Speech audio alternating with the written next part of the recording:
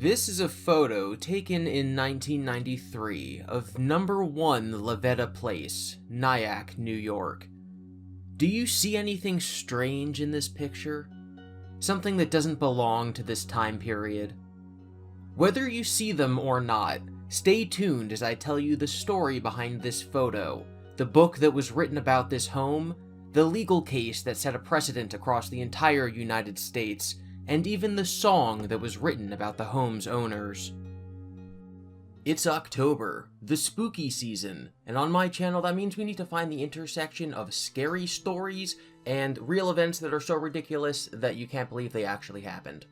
I don't think there's ever been a more perfect marriage of those two ideas than the 1991 Stambovsky versus Ackley legal case, which is what led to what is called the Ghostbusters ruling. So in this video we're going to break down the case, we're going to break down the spooks, and I'm going to reveal some information on this case that no other YouTube video on this topic has ever discussed.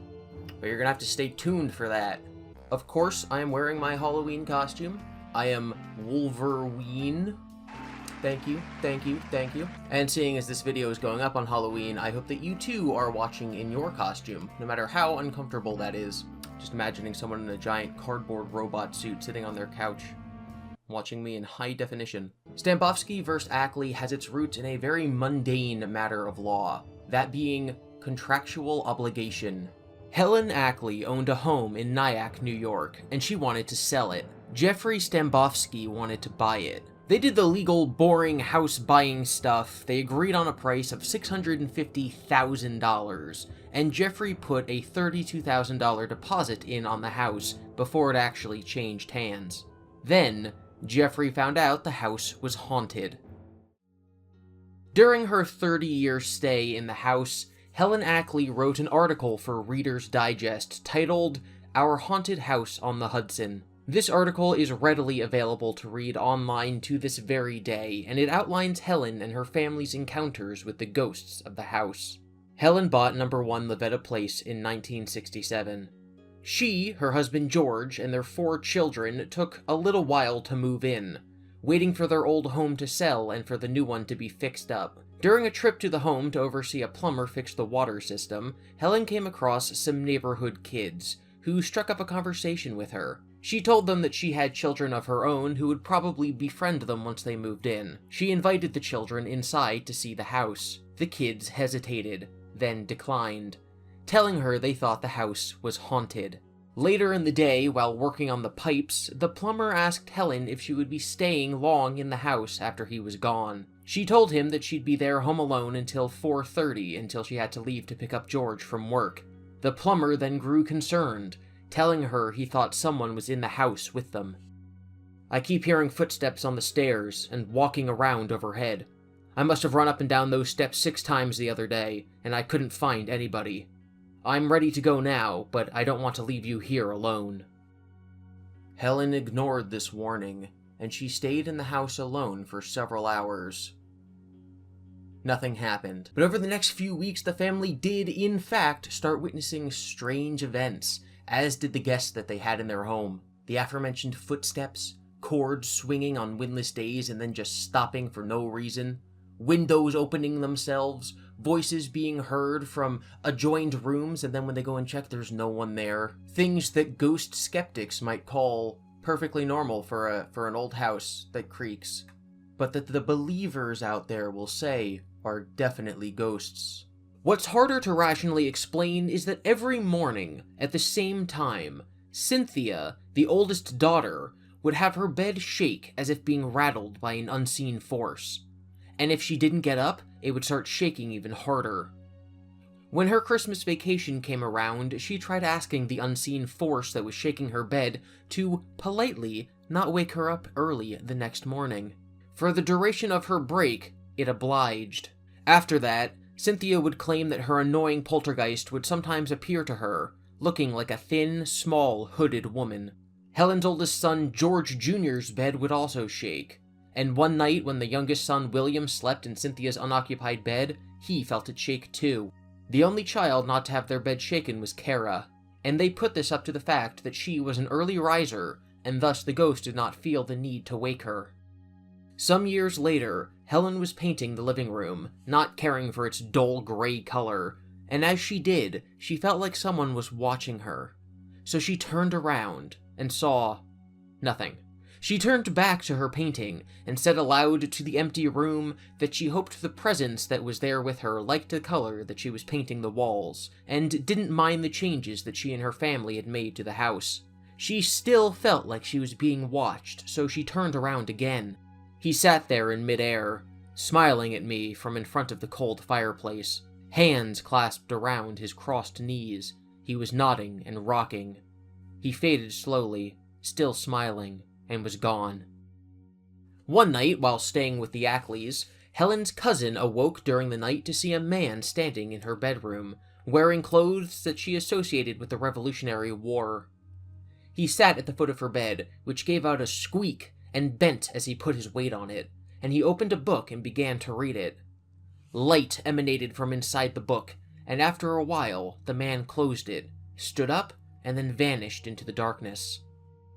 One day, George Ackley's ham sandwich disappeared while he was working, and nobody fessed up to taking the sandwich, so they said that it was the ghost.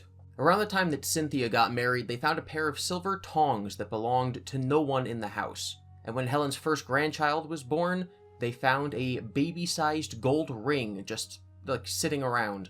Helen ends the article by wondering if these pleasant spirits will follow them when they leave the house when one day they decide to finally move out. This article was written in 1977, which is about 10 years after they started living with the ghosts. The one thing I will say is that this carpet definitely looks like it belongs to a haunted house. Now, getting back to the legal case, Jeffrey Stambovsky paid his down payment of $32,000, and the process of selling the house continued. The article Ex Ghost Facto by D. Troll claims that Stambovsky discovered the house was haunted when an architect warned him about it. Wikipedia claims, without any citations, that Helen felt bad about selling the house without disclosing that it was haunted, so she had her realtor call Jeffrey and tell him. Jeffrey claims that that call never happened, so at the very least, the truth is unclear, but regardless of how he found out that it was haunted, Jeffrey immediately wanted to back out of the deal. It's unclear if Jeffrey was super spooked by the ghosts, but at the very least he felt that it being haunted would devalue the property. The problem is that if you're going to buy a house and in the middle of negotiations you start to think it's haunted, you can't just back out.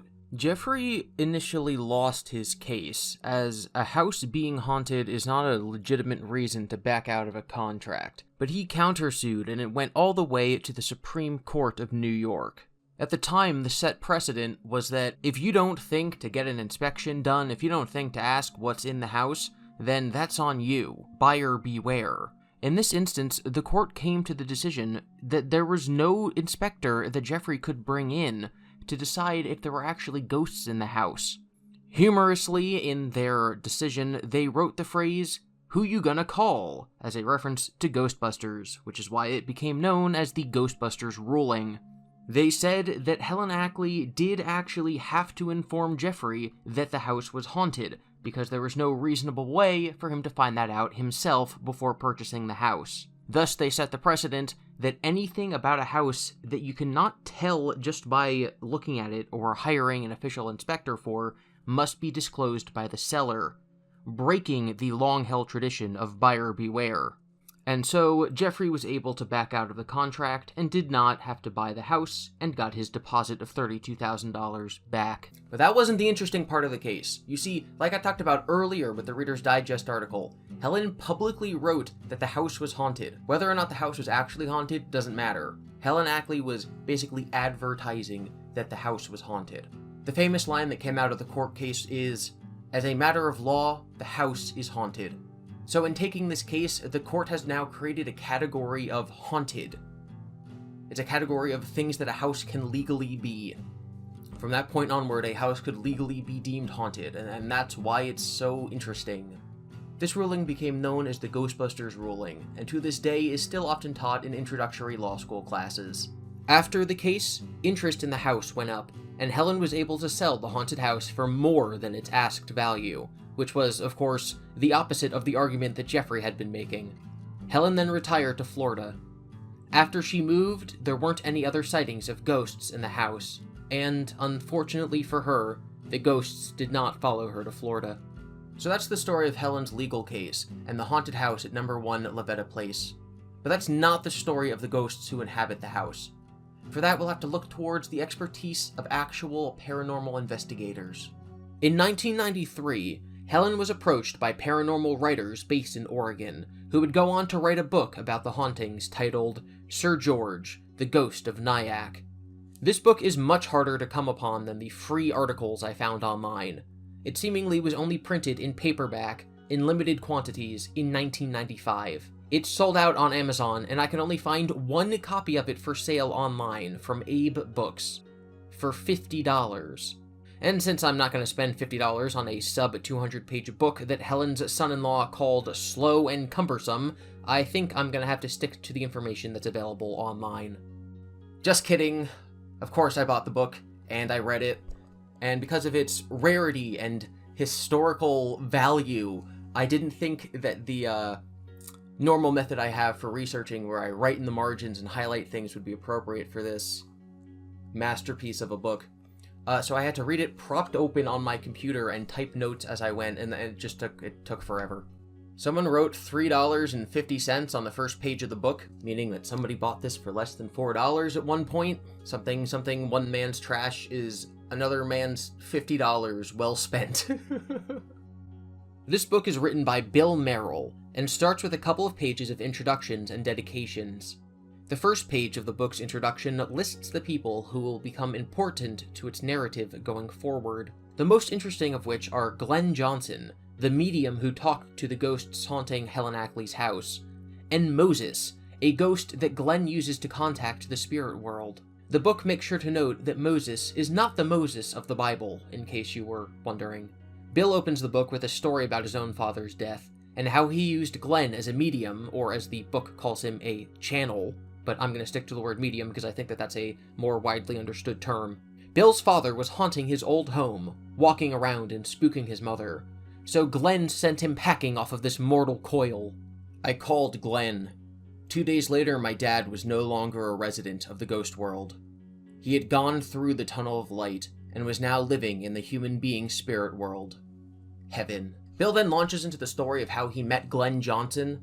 Bill was interested in ghosts and channelers and the afterlife, so he started seeking out people who claimed that they could talk to the dead, but he wasn't impressed by any of them, until he met Glenn. You see, Glenn had a very particular way of channeling ghosts. He would sit down, and he would grab a pen, and the ghost would control his hand as he wrote on a piece of paper, and that was the direct line from the ghosts.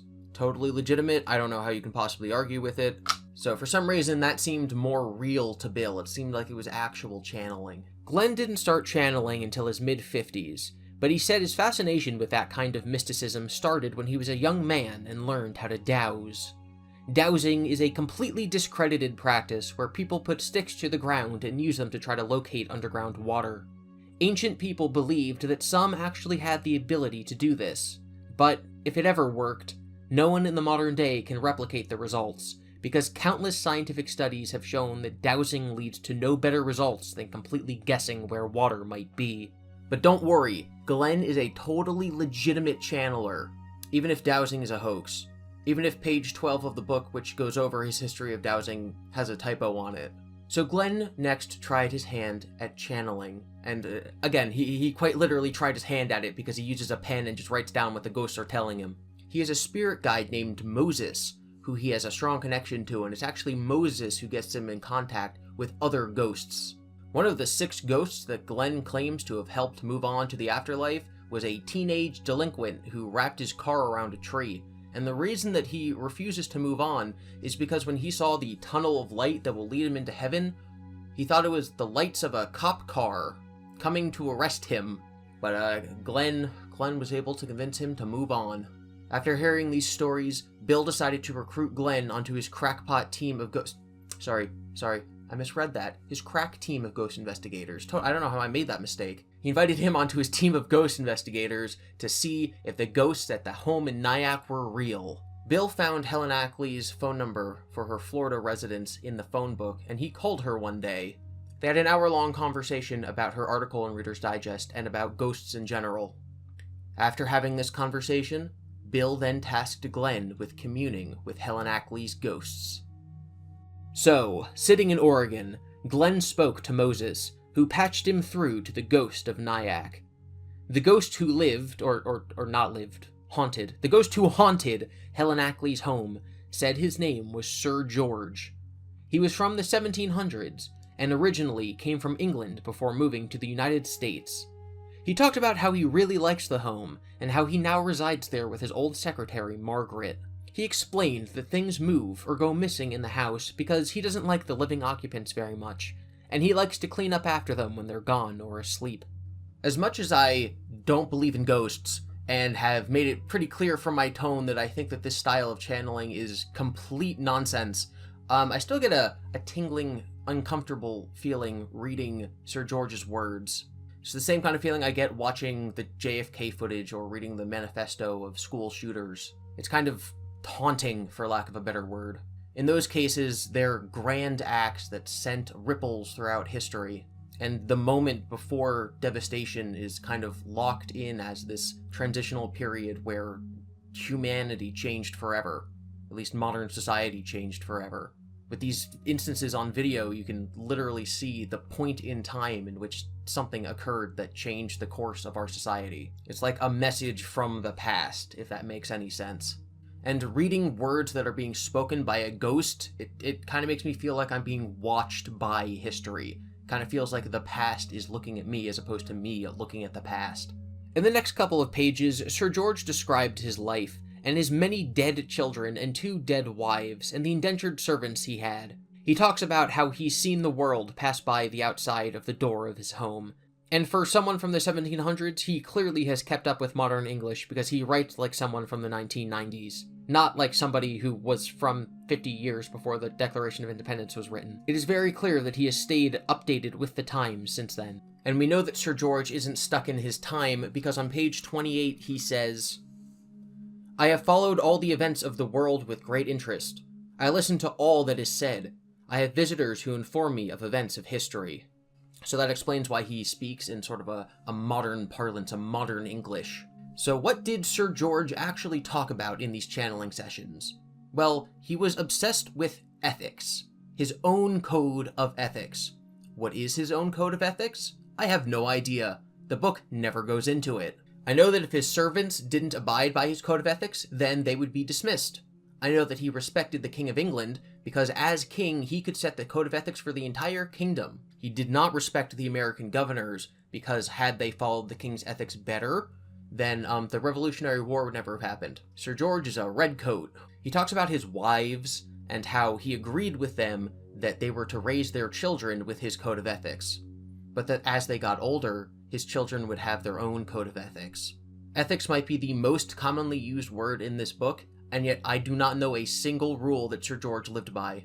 And yes, Sir George had multiple wives. He had 2, but not at the same time. Like, one of them died, and then he got remarried, and then that one also died. He also talks about how barely they impacted his life, with the exception of raising his children. Bill, the author, makes a comment about how amazing it is that in a mere 250-year, attitudes about women have changed so much.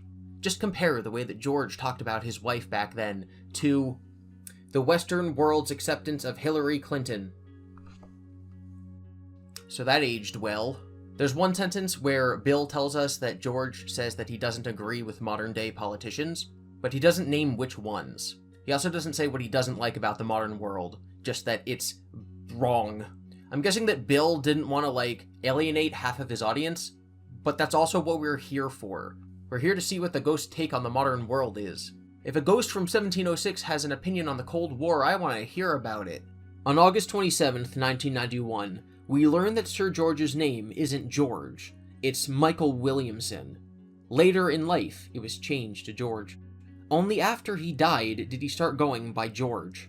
The book doesn't explain why here, but it will do that later. Also, Sir George didn't live in Helen Ackley's house when he was alive. He lived down the street and he just chose Helen's house to live in after he died for some reason. Something that comes up a lot in the text are levels of consciousness. The first level is us humans. The second level is ghosts who don't have any more knowledge than humans. And levels 3 through 9 are beings who exist in heaven, and who have gradually more knowledge of the truth of the universe, with beings who are on levels 7 through 9 existing as, like, literal angels or gods. Bill says that by conquering greed, Sir George has ascended to the 5th level of consciousness, and he talks about how, when George moves on to heaven, he'll be a capital M Master level ghost. Margaret, the housekeeper, is said to be on the 7th level, because only a 7th level or higher ghost can physically make extraordinary things happen in the real world. One of the hauntings that the Ackley family witnessed that I talked about earlier was Helen's daughter Cynthia's bed shaking. Since only a 7th level or higher ghost can make beds shake, and since George is a level 5th at best, that means that Margaret must be a level 7 or higher. This makes Bill think that the upper echelons of heaven must be interested in Sir George's work if a level 7 ghost was assigned to him. 7th level ghosts are what we'd think of as guardian angels or guardian spirits, and apparently they can manifest themselves as a human to watch over and help their assigned human during their lifetime. So Margaret became human so she could be George's secretary, and now, as a ghost, she still is. Apparently Sir George is trying to make a sign for the whole world to see, and this sign will make them follow his code of ethics, so that the world can be a better place, where the downtrodden are lifted up, and we start to focus on wisdom rather than knowledge, and place less emphasis on our leaders and rulers. Once he's done getting his grand message across, he can move on. But until then, he spends time in his ghost study, doing ghost things, and I guess writing like a manifesto. So now Bill wants to cross-reference the things that George has said to Glenn with real historical facts about the town of Nyack, which is easier said than done given that Bill and Glenn live in Oregon. So he got in contact with a reporter who lived in the county of New York that Nyack belongs to, but apparently that reporter was too busy with his new girlfriend. Bill also spells the word girlfriend wrong on page 48. He puts a space between girl and friend, but it's technically one word. Listen, if I can't nitpick typos, then what am I even here for? So Bill got in touch with a local historian in Nyack named John Smith. Now, I've already said I don't believe in ghosts, and I've poked a lot of holes in the narrative of this book, but that sounds made up. So John found an old map that showed that a family named Williamson did in fact own land right where Sir George said that they would. When John the historian mailed the map to Bill, he had put a post-it note covering up part of the map that contained houses. When Bill made a Xerox copy of the map to give to Glenn, he didn't remove the post-it note. Glenn spent the next couple of days using map dowsing, which involved a pendulum swinging over the map and some ghost magic. He was trying to find where Sir George's actual home might be. Using this method, he discovered that it would be one of the houses that was covered by the post-it note. So Bill went to the actual map, and he took the post-it note off, and he found that there were houses under there, and one of them was under the name of a man named Perry, who was Sir George's son-in-law. So Bill's point is that because we knew that Perry was George's son-in-law, but Perry was not visible on the map and was only under the post-it note, and because Glenn couldn't see under the post-it note because the Xerox copy covered those houses, but because he pinpointed that as George's house anyway, that means that his powers of dowsing the map were actually legitimate, and that means ghosts are real. Also, apparently one of George's sons is named William, so he's William Williamson. Chapter 5 is entirely dedicated to explaining Bill and Glenn's ghost lore. Humans are not bodies, according to Bill. We are spirits. Spirits that come into existence at our birth. And when we die, our body ceases to function, but our spirit remains.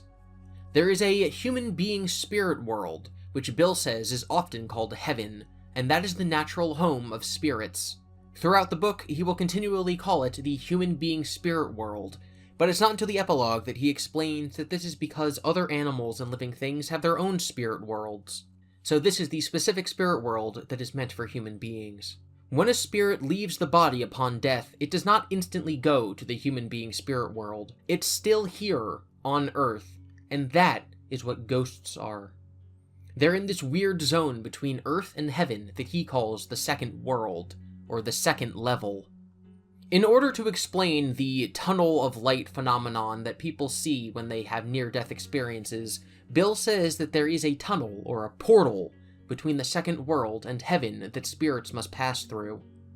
When you arrive at the tunnel, your guardian spirit and your dead loved ones will come to you and explain the afterlife to you.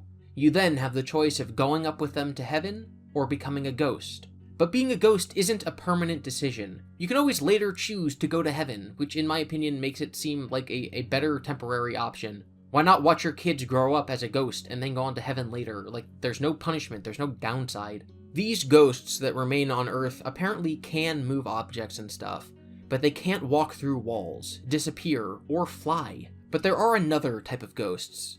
These are the spirits that passed on to heaven, and then they came back. They came back through the tunnel of light, and back down to Earth, and they can walk through walls and do more ghostly things. And apparently that is what Sir George and Margaret are. Sir George actually made a comment about the incidences regarding Cynthia's bed shaking. Life on Earth is not intended to be easy. A person cannot do their part of the work necessary to provide the needs of the people by sleeping beyond a certain time.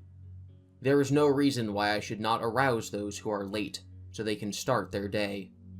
It was one of the rules of Sir George's household that every person who was able should be on hand to start the day's work. The only exception was for those who were ill. This is one of the problems of the world today. There are too many people who do not work towards the survival of their fellow human beings. You have people who go hungry. You have people who have no place to sleep.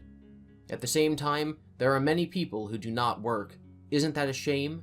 The world needs more bed shakers. Fun fact, while reading that passage for the first time, all the lights in the room that I was in started flickering. But only in that room, literally nowhere else in my house. The internet also went out for a second. Obviously, Margaret is not a fan of me being so dismissive of Sir George's works. One of the things I don't think I harped on enough in previous sections is that the ghosts of Sir George and Margaret talk to Glenn as if everything he believes in his ghost lore is true. Which, in passing, seems like it makes sense. But the fact that Margaret starts spouting non-sequiturs about 7th level ghosts, and when Glenn asks her if she's spoken with other ghosts that he's talked to, she says yes, and she comments on how important Glenn's work is, well, it comes off a bit like fanfiction. Like Glenn is sitting here inserting himself into Helen Ackley's ghost story by writing fanfiction, where Sir George is actually named Williamson, and he just so happens to have all of Glenn's political beliefs. And he also backs up Glenn's religious beliefs in the spirit world. It's kind of like in Dante's Inferno, when the character Dante meets the poet Virgil, who is one of Dante's real-life heroes, and Virgil tells Dante how great of a writer he is. There's just like a tiny amount of cringe to it, but I'll give Dante a pass because he's actually a good poet, whereas Glenn is just sitting here talking to himself about ghosts. In this instance, Glenn asked Margaret about Nevitas, which are apparently a type of spirit that are, quote, greater than our human being's God. So multiple spirits that are greater than God who have spoken to Glenn upwards of 30 times in his channeling career. Because Glenn is apparently the most important person on the planet, according to Glenn. Bill makes a note in the book that he'll explain more about the Nevitas in an upcoming book called Creating Intelligences. He also is writing a book about the levels of spirits. This whole story about Sir George was originally going to be a chapter in that book before getting too long. So now he's using it to advertise a book that he hasn't even written yet. So remember a while ago, when Sir George told Glenn that his name wasn't Sir George, his name was Michael Williamson? Well, in a short conversation with Margaret in 1992, Glenn discovered that Michael was in fact his middle name. His first name was William, which makes his full name William Michael Williamson. The text notes that, quote, later we would find out why Sir George didn't want to use the name William. That's actually pretty saucy of a cliffhanger for this book, because this book is exceedingly dull. In June of 1992, Helen Ackley actually met with Glenn and Bill. She brought her eldest daughter Cynthia along with her. Cynthia is the one whose bed was shaken by Margaret. They had a channeling session where Helen asked Sir George some questions, like why he knocked over her mirror from the wall the day that she moved out. George's response was that it wasn't him, it was Margaret. She was angry that they were leaving. They don't like the new owners. On May 4th, 1993, Helen visited Glenn again, this time without Cynthia.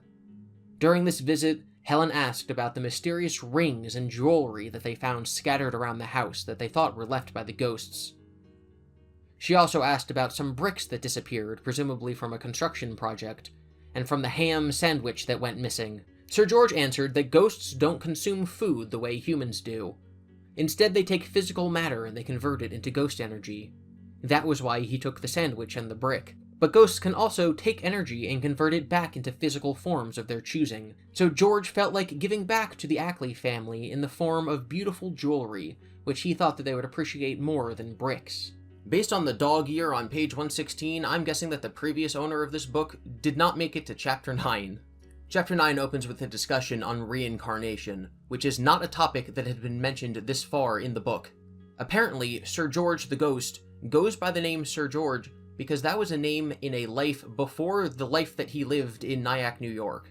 He had a previous life in the 1600s, where he was actual human being that you can look up in the history books, Sir George Somers. According to Bill, George Somers died, and 40 years later was reincarnated as William Michael Williamson. How does reincarnation fit with the previous explanations of the afterlife? Why do some people reincarnate while some go to heaven? Why is there a typo on page 118? I'll let you answer those questions. Sir George then goes on talking about his life as George Somers, but he really only talks about his ethics and spouts some platitudes. He talks about how people need to live life with good ethics.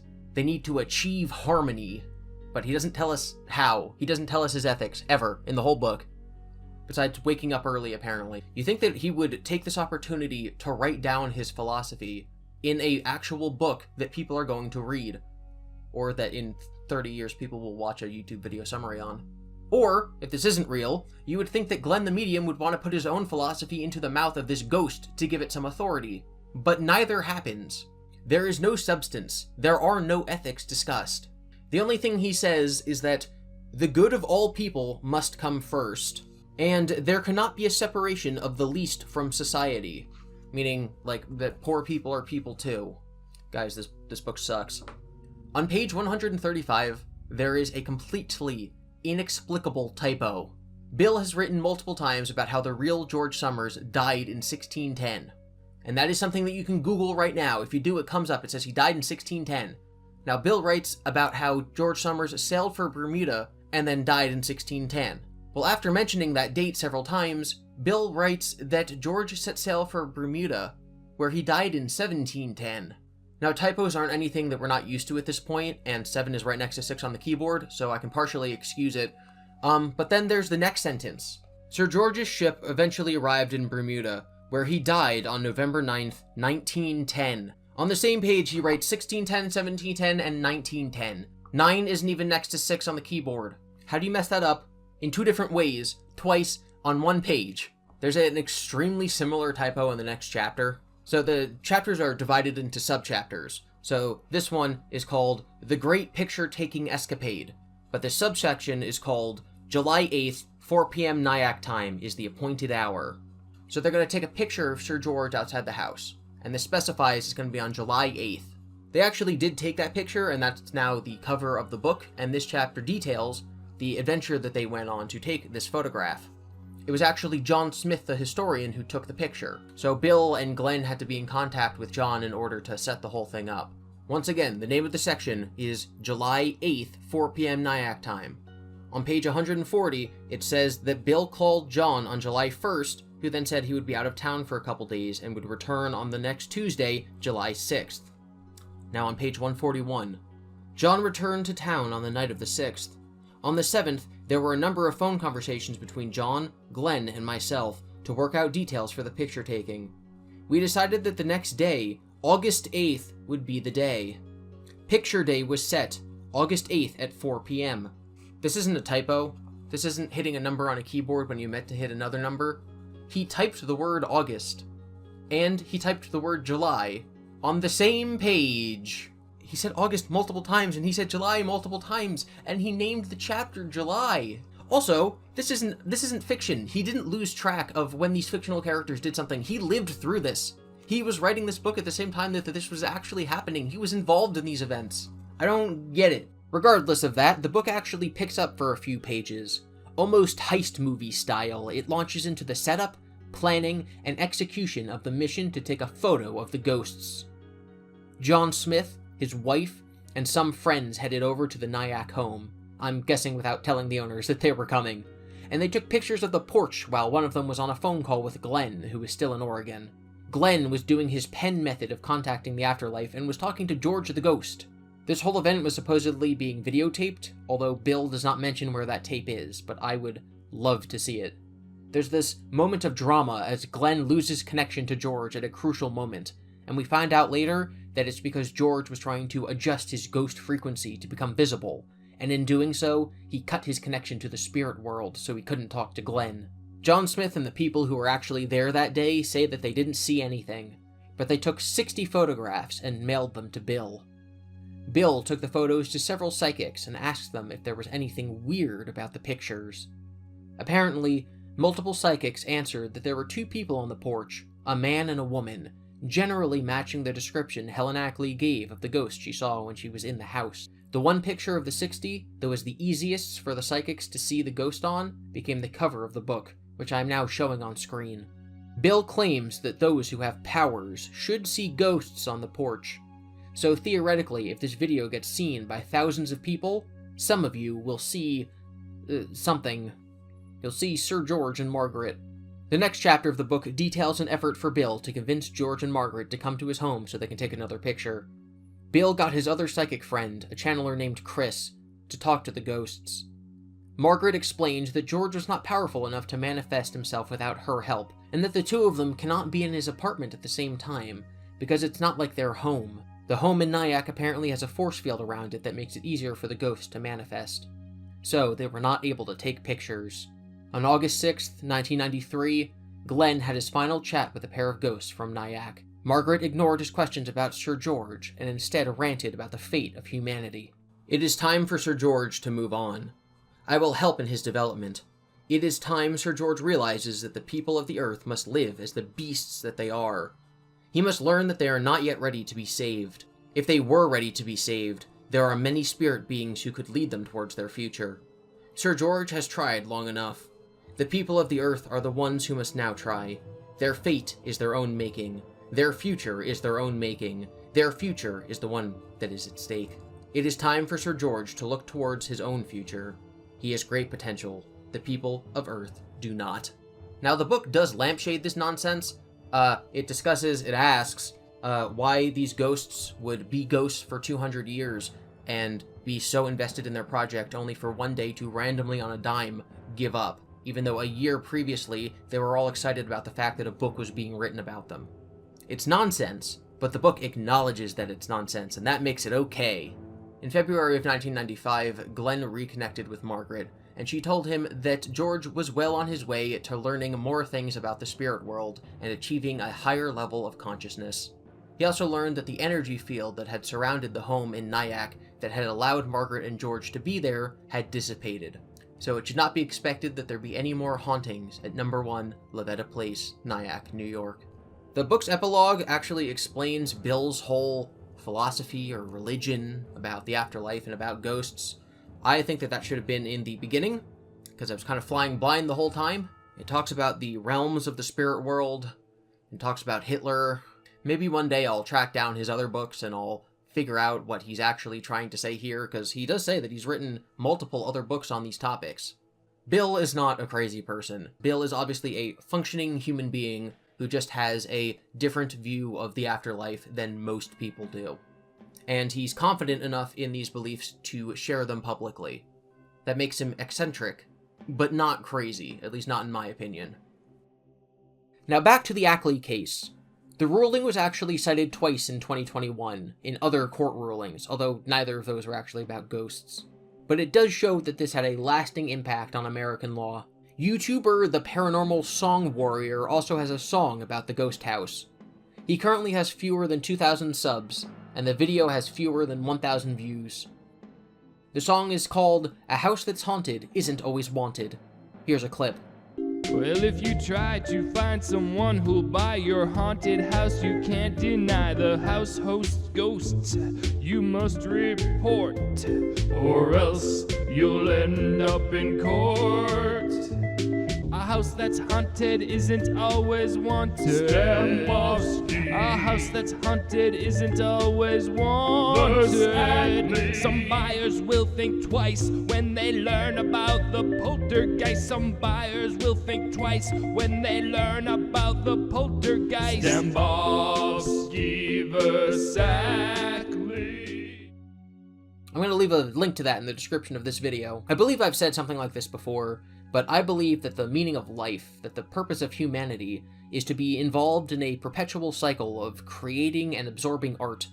Art is the way that we convey our subjective understanding and experiences within the universe to other people, and I think that by absorbing art created by other people, it gives us a better explanation of life in general.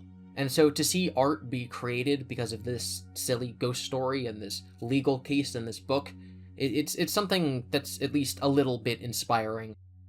Bill's tale of Sir George and his ethics aside, the stories the Ackley family have about the ghosts are, in my opinion, interesting, so I want to talk a little more about them. Helen had 4 children. Their names are Cynthia, George Jr., Kara, and William. And at the time the house was being sold, Cynthia's fiancé Mark lived with them as well. Mark currently has a website where he documents his family's life in pictures like a travel blog. And on it, he mentions the haunted house. But plastered all over his website are warnings about how it's copyrighted, and how the pictures and the words can't be reproduced without his permission, so I'm not going to touch any of that. There's also some details on his site that seem wrong. Like he says that Cynthia asked the ghost not to shake her bed during spring break. Helen's article clearly says it was Christmas break, so if Mark is capable of getting some of those details wrong, then he's probably not a reliable source for other things that are uncorroborated, like when he says that Helen moved out of New York because the taxes were too high.